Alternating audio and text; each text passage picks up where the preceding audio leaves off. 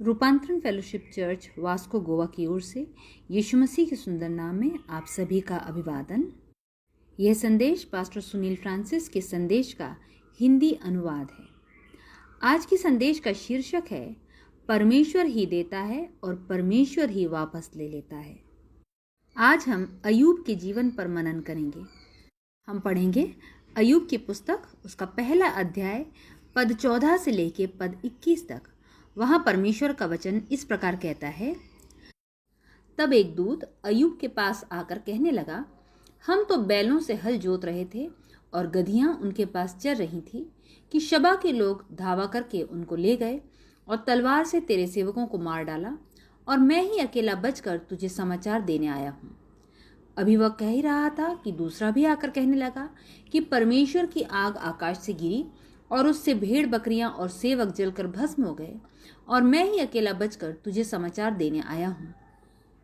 वह अभी यह कह ही रहा था कि एक और भी आकर कहने लगा कि कसदी लोग 3 गोल बांधकर ऊंटों पर धावा करके उन्हें ले गए और तलवार से तेरे सेवकों को मार डाला, और मैं ही अकेला बचकर तुझे समाचार देने आया हूँ। वह अभी यह कह ही रहा था कि एक और भी आकर कहने लगा, तेरे बेटे बेटियां बड़े भाई के घर खाते और दाखमधु पीते थे कि जंगल की ओर से बड़ी प्रचंड वायु चली और घर के चारों कोनों को ऐसा झोंका मारा कि वह जवानों पर गिर पड़ा और वे मर गए, और मैं ही अकेला बचकर तुझे समाचार देने आया हूँ। तब अय्यूब उठा और बागा फाड़ सिर मुड़ाकर भूमि पर गिरा और दंडवत करके कहा, मैं अपनी माँ के पेट से नंगा निकला और वहीं नंगा लौट जाऊंगा। यहोवा ने दिया और यहोवा ही ने लिया, यहोवा का नाम धन्य है।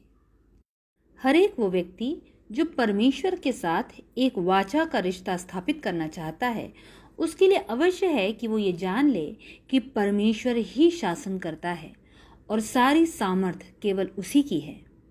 कलवरी के क्रूस पर यीशु मसीह का बलिदान इसलिए नहीं था कि हमें कोई विशेष योग्यता दे दे कि हम फिर कभी बीमार न पड़ें या जिंदगी की परेशानियां हमें और न दबा सकें या हमारे जीवन में फिर कभी कोई परेशानियां, मुसीबतें, परीक्षाएं न आए।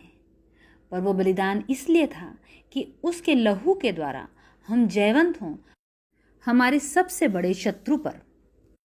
अनंत काल के लिए परमेश्वर से अलगाव, इसके विषय में हम सबको मालूम होना चाहिए। जो कुछ घटता है, विशेष करके जो कुछ परमेश्वर के संतानों के जीवन में घटता है, ऐसा नहीं हो सकता कि उसके विषय में परमेश्वर को जानकारी न हो। कुछ भी उसकी आज्ञा के बिना नहीं घट सकता। हम किसी वैक्यूम में नहीं जीते जहां परमेश्वर हमें देख सुन नहीं सकता। पर दाऊद कहता है, यहोवा की आंखें धर्मियों पर लगी रहती हैं और उसके कान भी उनकी दुहाई की ओर लगे रहते हैं।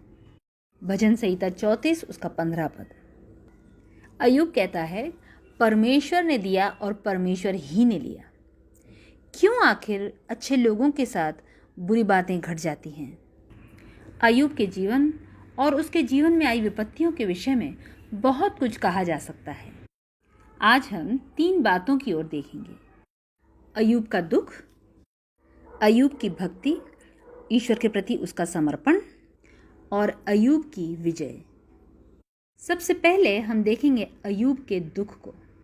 अय्यूब पहला अध्याय उसका 20 पद जो हमने पढ़ा, वो इस प्रकार शुरू होता है, तब अय्यूब उठा।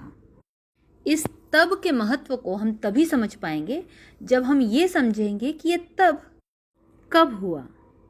हम अय्यूब के दुख, उसकी पीड़ा की बात कर रहे हैं। स्वर्ग में हुई एक सभा और उस सभा में दी गई एक स्वर्गीय चुनौती के बाद अय्यूब के जीवन में एक के बाद एक दैवीय विपत्तियां आना शुरू हो जाती हैं।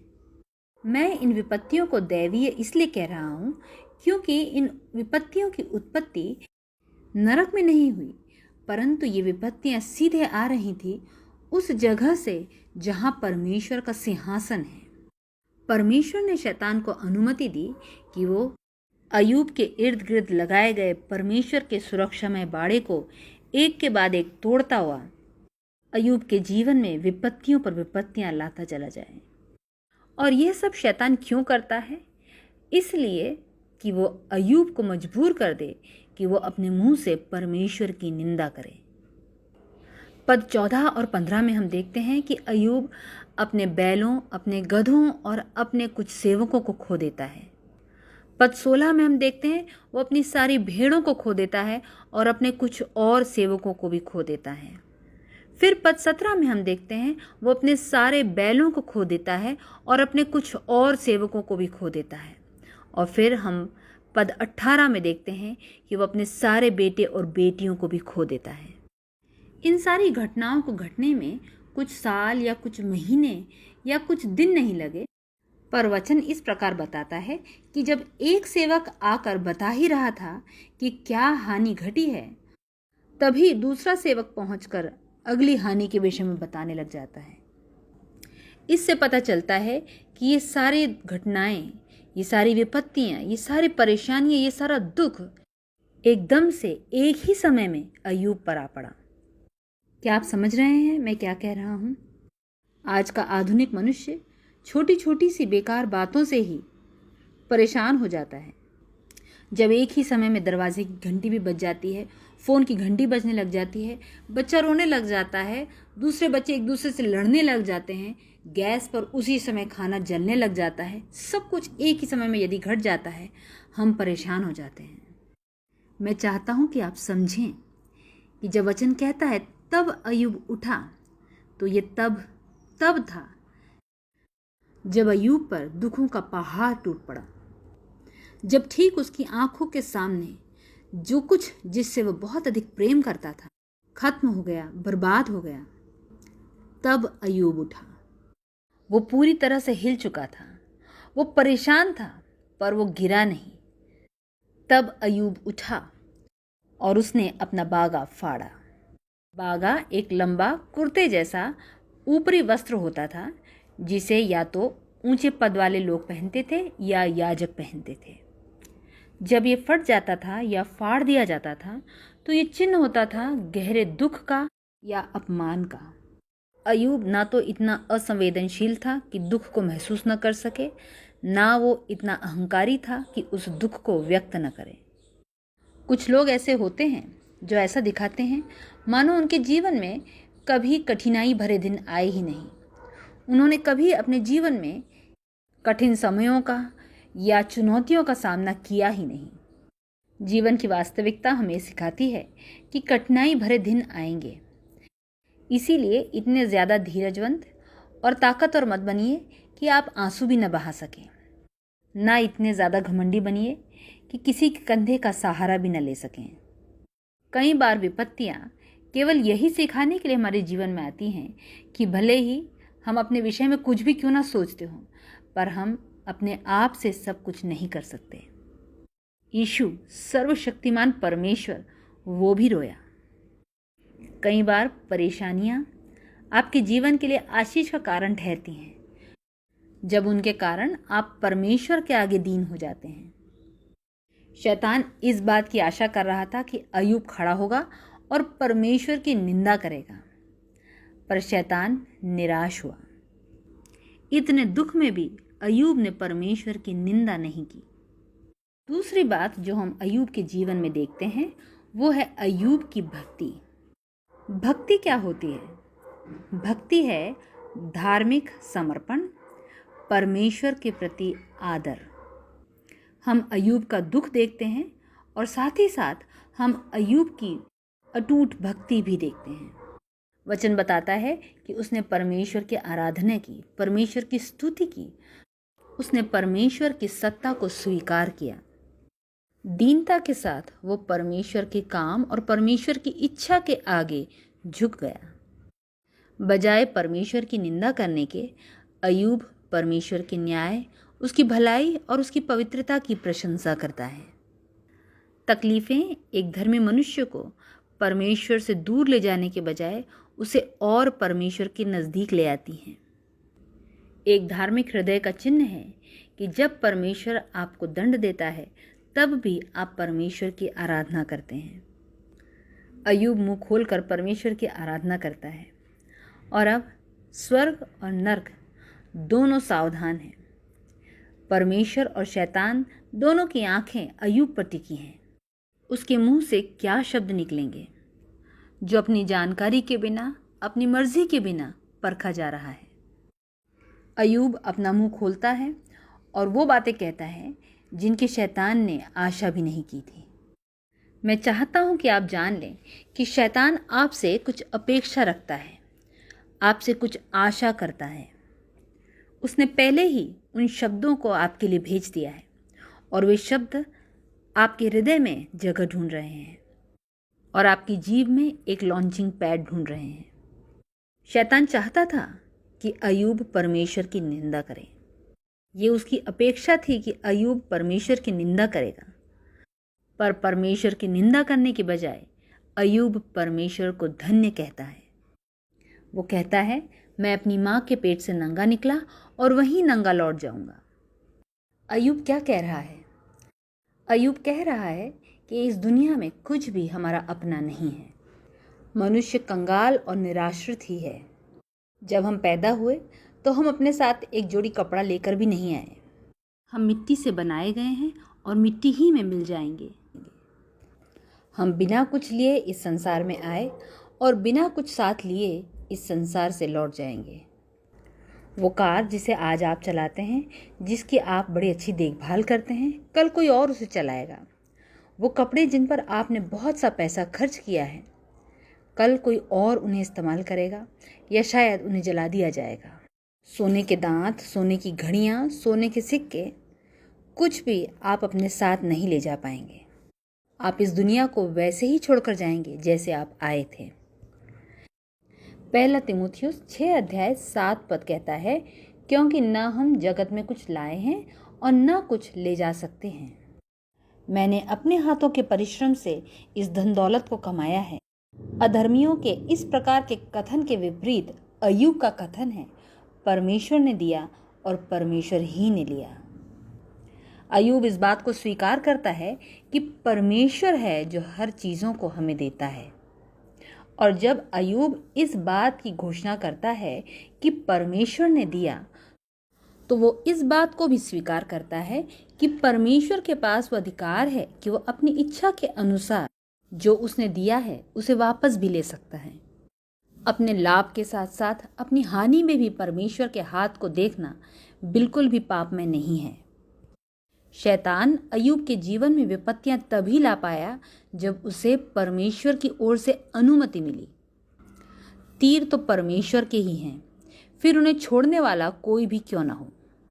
परमेश्वर ने दिया और परमेश्वर ने लिया। पर रुकिए, यहाँ कुछ और भी देखने योग्य बात है। जी हाँ, परमेश्वर वापस ले लेता है, पर वो वापस तब लेता है जब वो पहले देता है। हो सकता है आपके पिता आपसे ले लिए गए हों, पर परमेश्वर का धन्यवाद हो कि उसने पहले आपको पिता दिया। हो सकता है आपसे आपकी माता ले ली गई हैं, पर परमेश्वर का धन्यवाद हो कि पहले उसने आपको माँ दी। हो सकता है आपका बच्चा आपसे ले लिया गया है, पर परमेश्वर का धन्यवाद हो कि उसने पहले आपको बच्चा दिया। हो सकता है आपका जॉब आपसे ले लिया गया है, पर परमेश्वर का धन्यवाद हो कि उसने आपको जॉब दिया। हो सकता है आपसे आपकी सेहत ले ली गई है, पर परमेश्वर का धन्यवाद हो कि उसने पहले आपको अच्छी सेहत दी। हो सकता है आपका धन आपसे ले लिया गया है, पर परमेश्वर का धन्यवाद हो कि उसने पहले आपको धन दिया। वो देने से पहले कभी नहीं लेता। परमेश्वर का धन्यवाद हो कि वो पहले हमेशा देता है। देखिए, यदि वो परमेश्वर है और जो कि वो है, तो जो कुछ इस पृथ्वी में है, पृथ्वी पर है, पृथ्वी के नीचे है, सब कुछ उसकी दैवीय और धन्य इच्छा के अधीन है। और जैसा कि अय्यूब ने बाद में जान लिया, आप परमेश्वर की बुद्धि पर प्रश्न नहीं उठा सकते। वो परमेश्वर था जिसने शाऊल को सताने के लिए एक दुष्ट आत्मा को भेजा। वो परमेश्वर ही था जो पवित्र आत्मा के द्वारा प्रेरित कर कर यीशु को जंगल में ले गया ताकि वहां शैतान उसकी परीक्षा करे। वो परमेश्वर ही था जिसने तूफान को भेजकर योना को परेशानी में डाला। और वो परमेश्वर ही था जिसने शैतान को अनुमति दी कि वो एक के बाद एक विपत्तियां उसके दास अय्यूब के जीवन में ले आए। पर यहाँ ये भी जान लीजिए कि परमेश्वर आपको सहने से बाहर परीक्षा में नहीं डालता। परमेश्वर हमारी सृष्टि को जानता है और उसे स्मरण है कि हम मिट्टी ही हैं। वो परमेश्वर ही है जिसके पास वो अधिकार है, वो सामर्थ है कि हमारी तूफान से जूझती हुई नाव में खड़े होकर हवा से बात कर सकता है, लहरों को आज्ञा दे सकता है कि शांत हो जाओ। और क्योंकि मैंने इस बात को जान लिया है और क्योंकि अय्यूब ने इस बात को जान लिया था, इसीलिए उसे ये बिल्कुल ठीक और स्वीकार योग्य लगा कि वो जोर से चिल्लाकर कहे कि परमेश्वर का नाम धन्य माना जाए। वो प्रभु है और उसका प्रभुत्व सारी बातों पर है। यदि उसका नियंत्रण सारी बातों पर नहीं तो वो प्रभु नहीं हो सकता। अय्यूब के जीवन की तीसरी बात है अय्यूब की विजय। अय्यूब की विजय हमारी विजय है। शैतान चाहता था कि अय्यूब परमेश्वर की निंदा करे, पर अय्यूब ने परमेश्वर को धन्य कहा। उसने कहा, परमेश्वर का नाम धन्य है। जो शैतान अय्यूब से करवाना चाह रहा था, ये ठीक उसका उल्टा था। शैतान गलत व्यक्ति से उलझ रहा था। कोई बच्चा भी ये बता सकता है कि यदि आप एक टूथपेस्ट की ट्यूब को दबाएंगे तो उसके अंदर से वही निकलेगा जो उसके अंदर है, टूथपेस्ट। शैतान को ये जान लेने की आवश्यकता है कि वो एक सच्ची प्रभु की संतान से नहीं उलझ सकता। मैं बैकस्लाइड होने वाले कपटियों की बात नहीं कर रहा हूँ। यदि वे विपत्तियों में से होकर निकलेंगे तो उनके मुंह से केवल कोसना और परमेश्वर की निंदा ही निकलेगी। पर जब परमेश्वर की सच्ची संतान, उसके सच्चे संत परेशानियों में से होकर गुजरते हैं, तो जितना ज़्यादा वो दबाव में से होकर गुजरते हैं उतना ज़्यादा वो परमेश्वर की स्तुति करते हैं। ये परमेश्वर के अनुग्रह की सामर्थ है जो हमें सिखाती है कि हम अपनी परेशानियों और अपनी विपत्तियों में भी परमेश्वर के नाम को धन्य कहें। दूसरा शमूएल उसका 15 अध्याय 26 पद कहता है, परंतु यदि वो मुझसे कहे कि मैं तुझसे प्रसन्न नहीं, तो भी मैं हाजिर हूँ। जैसा उसको भाए वैसा ही वो मेरे साथ बर्ताव करे। ये दाऊद के शब्द हैं अपने परमेश्वर के लिए। अपने सबसे खराब समय में भी परमेश्वर के विरुद्ध बुड़बुड़ाने का, कुड़कुड़ाने का हमें कोई अधिकार नहीं है, क्योंकि अधिकांशतः उसके देने से बढ़कर उसके लेने में उसका प्रेम और उसकी आशीष प्रकट होती है। आपको स्वीकार करने की ज़रूरत नहीं है, पर आप और मैं, हम दोनों इस बात को जानते हैं कि हम अपने पानी की कीमत तब तक नहीं पहचानते जब तक कि हमारा कुआं सूख न जाए। परमेश्वर हमें सिखाना चाहता है कि हम उसकी कीमत जाने जो हमारे पास है, क्योंकि हम नहीं जानते कब वो हमसे ले लिया जाएगा। इससे कोई फर्क नहीं पड़ता कि इस संसार में रहते हुए हम क्या अनुभव करते हैं, कितना दुख, कितनी हानि हम उठाते हैं, पर हमें से हर एक जो परमेश्वर की संतान है, हमें ये जान लेना चाहिए कि यीशु मसीह में हमारा अनंत जीवन सुरक्षित है। मैं अपना घर खो सकता हूँ, मैं अपनी कार खो सकता हूँ, मैं अपने बच्चे खो सकता हूँ, अपना परिवार खो सकता हूँ, अपनी सेहत खो सकता हूँ, अपना जॉब खो सकता हूँ, पर यदि मैं दृढ़ता के साथ अपने परमेश्वर के ना बदलने वाले हाथ को थामे रहूं, तो मैं कभी भी अपने स्वर्गीय घर को नहीं खोऊंगा। रोमियो 8 अध्याय पद 35 से 39 इस प्रकार कहता है, कौन हमको मसीह के प्रेम से अलग करेगा? क्या क्लेश या संकट या उपद्रव या अकाल या नंगाई या जोखिम या तलवार? जैसा लिखा है कि तेरे लिए हम दिन भर घात किए जाते हैं, हम वध होने वाली भेड़ों की नाई गिने गए हैं। परंतु इन सब बातों में हम उसके द्वारा जिसने हमसे प्रेम किया है जयवंत से भी बढ़कर है, क्योंकि मैं निश्चय जानता हूँ कि न मृत्यु, न जीवन, न स्वर्गदूत, न प्रधानताएं, न वर्तमान, न भविष्य, न सामर्थ, न ऊंचाई, न गहराई और न कोई और सृष्टि हमें परमेश्वर के प्रेम से जो हमारे प्रभु यीशु मसीह में है अलग कर सकेगी। ये परेशानियां जिनमें से होकर हम इस संसार में गुजरते हैं, ये वो बीज हैं जो हमारे लिए उस कीमती फल को उत्पन्न करेंगे, यहाँ भी और उस आने वाले युग में भी। रोमियो 8 अध्याय पद 24 कहता है, आशा के द्वारा तो हमारा उद्धार हुआ है, परंतु जिस वस्तु की आशा की जाती है जब वो देखने में आए तो फिर आशा कहाँ रही, क्योंकि जिस वस्तु को कोई देख रहा है उसकी आशा क्या करेगा। और इब्रानियों उसका 12 अध्याय पद 11 कहता है, और वर्तमान में हर प्रकार की ताड़ना आनंद की नहीं पर शोक ही की बात दिखाई पड़ती है, तो भी जो उसको सहते सहते पक्के हो गए हैं, पीछे उन्हें चैन के साथ धर्म का प्रतिफल मिलता है। किसी ने कहा है कि यदि सदा धूप भरे दिन होंगे तो वो एक रेगिस्तान बना देंगे। इसीलिए हमें कभी कभी बारिश की भी आवश्यकता है। हमारे जीवन में भी हमें आवश्यकता है थोड़े आंसुओं की, थोड़े दिल के टूटने की। बिना इनके हम स्वर्ग की कीमत को नहीं पहचान सकते। वो जगह जहाँ न आंसू होंगे, न दुख होगा, न कोई पीड़ा होगी। अपने सुख में, अपनी संपन्नता में परमेश्वर के नाम को धन्य कहना स्वाभाविक है। पर जब हम अपनी कठिनाइयों में, अपनी विपरीत परिस्थितियों में परमेश्वर को धन्य कहते हैं तो स्वर्ग और पृथ्वी दोनों में बड़ा ही आनंद होता है। जब हम अपने सुख में, अपने आराम में परमेश्वर को धन्य कहते हैं तो हम अपने सुख को और बढ़ा लेते हैं। पर जब हम अपनी कठिनाइयों में, अपनी परेशानियों में परमेश्वर को धन्य कहते हैं तो हम उन परेशानियों में से बाहर निकलने के लिए एक रास्ता तैयार कर लेते हैं। आइए हम प्रार्थना में अपने सिरों को झुकाएं। परमेश्वर पिता, धन्यवाद देते हैं आपकी तमाम आशीषों के लिए जो आपने हमारे जीवनों पर बहुतायत से उंडेली है। प्रभु, प्रार्थना करते हैं अय्यूब के समान हमारे जीवन को भी अपने अनुग्रह से इस प्रकार भरिए कि अपनी हर परिस्थिति में हम सदा आपके नाम को धन्य कह सकें। यीशु मसीह के नाम में आमीन।